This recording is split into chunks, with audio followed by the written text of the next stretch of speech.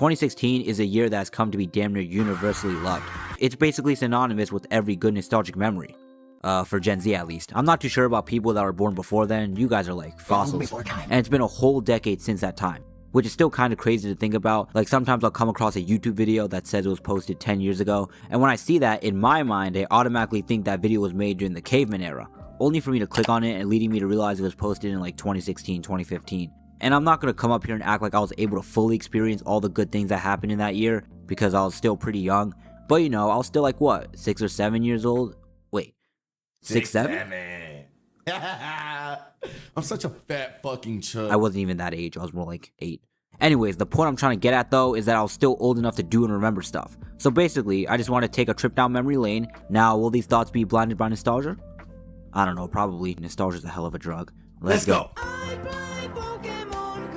The trends back then were so much better than today. We had the dab, water bottle flipping, Pokemon Go, Harambe. I mean, at least we have some pretty good GIFs today, but we got people still saying 6, 7. It could not be me.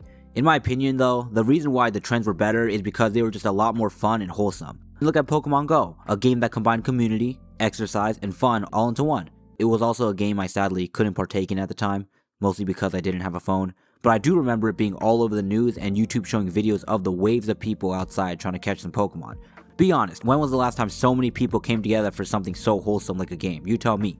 Water bottle flipping, everyone was flipping water bottles. Me and my friends would go water bottle flip for water bottle flip.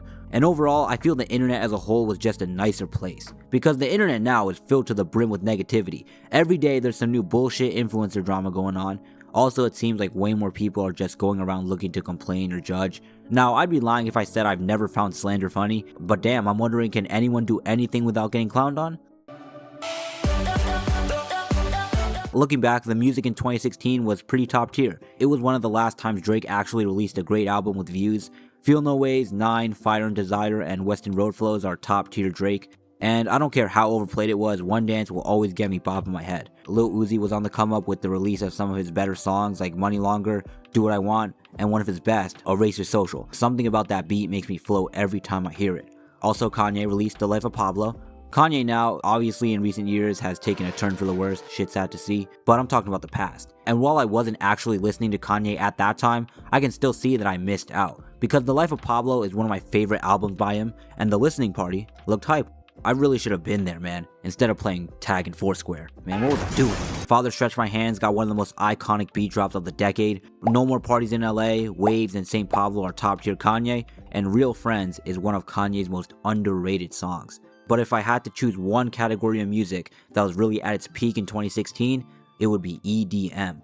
Let Me Love You by Bieber, Closer by the Chainsmokers, and Alone by Marshmello, just to name a few. Like, these types of songs have died out now, but back then, this shit was tough. Don't lie, we were all bumping these songs, it's okay to admit it. Sports in general also had a lot of iconic events. The Cubs comeback in baseball, the 2016 Olympics, but to be completely honest, I only really care about basketball, so what I consider the most memorable sports event was LeBron's 3-1 comeback. The iconic block, shot, and the stop, that whole rivalry of Cavs Warriors was amazing, before KD Snakeass had to go and fuck it all up. Kobe retired, rest in peace, and overall it was just a really memorable year in basketball, plus for the sports world. So yeah, that's basically my nostalgic view of 2016. I see people trying to hype up 2026 as the new 2016. While I hope that's the case, yeah, I don't really see it. I do think 2026 will be a pretty good year though, and that's just me looking solely at the shows coming out, like anime, The Boys, as well as Invincible. But a part of what made 2016 special was because we were much younger, and I don't think that vibe or feeling could ever truly be replicated. Anyways, happy early New Year, cause I'm not recording this on New Year's Day. Hope 2026 will be better than the last for you all. Thanks for watching, and goodbye.